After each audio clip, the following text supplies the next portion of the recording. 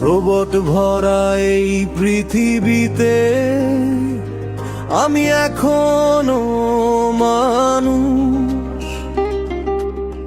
আকাশে ওড়ে গাড়ি, বেড়েছে পৃথিবীর জৌলুস। বাংলা সঙ্গীতের ইতিহাসে এক নতুন দিগন্ত উন্মোচন করে মুক্তি পেল প্রথম সায়েন্স ফিকশন মিউজিক্যাল ফিল্ম আগামীর পৃথিবী। গানটিতে আজ থেকে 50 বছর পরের এক কাল্পনিক পৃথিবীর চিত্র তুলে ধরা হয়েছে, যেখানে প্রযুক্তির চরম উৎকর্ষ এবং মানুষের চিরায়ত আবেগের এক অদ্ভুত মেলবন্ধন ঘটেছে। 5 মিনিট 33 সেকেন্ড দৈর্ঘ্যের এই অনন্য সৃষ্টিতে কথা, সুর, নির্দেশনা এবং অ্যানিমেশন করেছেন দি আব্দুল্লাহ আল মাসুম।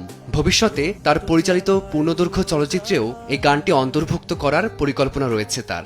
আগামীর পৃথিবী হচ্ছে বাংলা সঙ্গীতের ইতিহাসে প্রথম সায়েন্স ফিকশন মিউজিক্যাল মুভি, যেটি হলিউড ক্যাটাগরির একটি কাজ।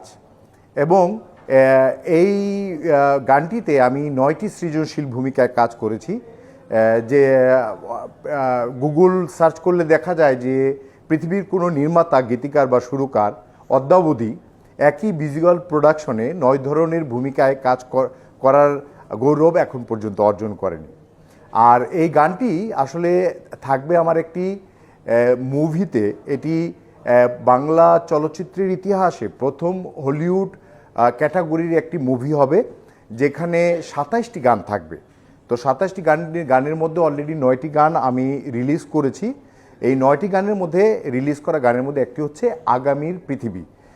দর্শকরা ফেসবুকে আগামীর পৃথিবী লিখে সার্চ করলে এই গানটি এখন উপভোগ করতে পারছেন এবং তারা খুব আনন্দিত এরকম নতুন একটি অদ্ভুত কাজ পেয়ে। গানটির দৃশ্যপটে উঠে এসেছে এক ভবিষ্যৎ পৃথিবী, যার নিয়ন্ত্রণ নিয়েছে কৃত্রিম বুদ্ধিমত্তা, যেখানে দেখানো হয়েছে যান্ত্রিক এই সভ্যতায় মানুষের জীবনধারা আমূল বদলে গেলেও মানুষের হৃদয়ের স্পন্দন, বিরহ এবং প্রিয়জনের প্রতি আকুতি কখনো যান্ত্রিকতার কাছে পরাজিত হয় না। ভবিষ্যতের পৃথিবীকে অঙ্কিত করা হয়েছে যে পৃথিবী ভবিষ্যতে কিভাবে রোবটের দখলে চলে যাবে।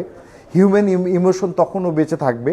ধর্ম বেঁচে না থাকলেও পৃথিবীতে প্রেম যে শাশ্বত এবং চিরন্তন, প্রেম যে তখনও বেঁচে থাকবে, বিরহের বোধ যে বেঁচে থাকবে, মানুষের অন্তরের সজীবতা, এবং প্রেমের আকুতি, বিরহের ব্যথা, এগুলো যে বেঁচে থাকবে। এবং রোবোটিক ওয়ার্ল্ডের সাথে হিউম্যান ইমোশনের যে কনফ্লিকশন, এই জিনিসটাকে এই গানের ভিতরে চিত্রায়ন করা হয়েছে। আগামীর সেই পৃথিবীতে মাইন্ড রিডার যন্ত্রের সাহায্যে একে অপরের মনের কথা খোলা বইয়ের মতো পড়া সম্ভব। প্রযুক্তির এই স্বচ্ছতার যুগেও মানুষের অনুভূতির তীব্রতা এতটুকু কমেনি, বরং তা আরও প্রকট রূপেই ধরা দিয়েছে। ফারদিন মাঝার, সময় সংবাদ।